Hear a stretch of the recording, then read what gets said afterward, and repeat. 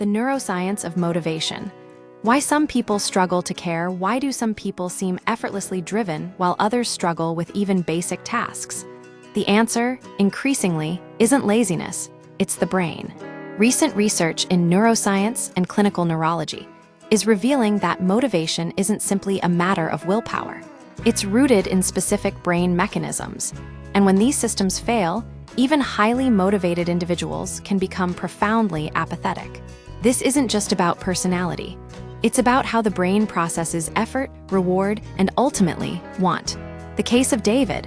When motivation disappears, consider the case of David, a formerly high-achieving professional who abruptly lost all interest in his work and social life. He wasn't depressed, he was indifferent. He stopped caring about his job, his relationships, or even basic self-preservation. After being fired, he didn't bother applying for unemployment, instead relying on friends who soon regretted their generosity. What changed? 2 small strokes had damaged his basal ganglia brain regions critical for translating needs and desires into action. This isn't an isolated case. Patients with basal ganglia dysfunction often can perform tasks when prompted, but lack the internal drive to initiate them. They don't find the effort worthwhile, even if they are physically capable. Dopamine-boosting drugs can sometimes restore motivation by amplifying the brain's reward system, demonstrating that apathy can be a neurochemical issue, not a moral failing. The brain at work.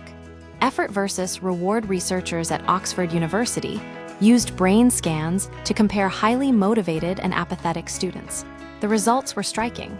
Apathetic individuals showed more activity in motivation-related brain regions when weighing effort against reward.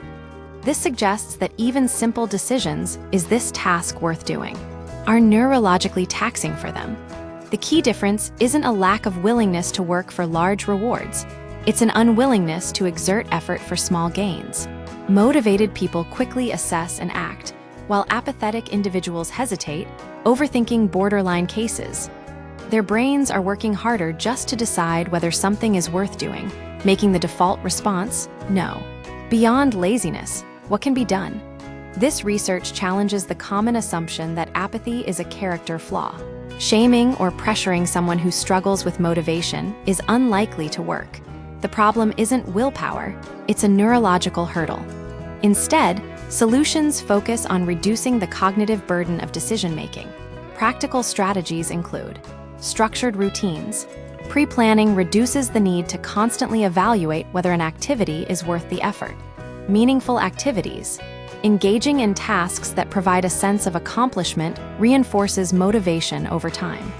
Physical activity. Exercise, especially aerobic activity, can boost dopamine levels and improve drive. External prompts. Alarms or visual cues can trigger action without requiring conscious effort. These interventions aren't about forcing motivation. They're about working with the brain to make choices easier. Ultimately, understanding the neuroscience of apathy offers hope for those who struggle with it, and a more nuanced perspective for those who judge them. The key to changing behavior isn't moral judgment. It's making the evaluation of costs and benefits a habit that doesn't feel like a burden. Even for the most apathetic among us, this opens the possibility of turning a default no into a considered yes.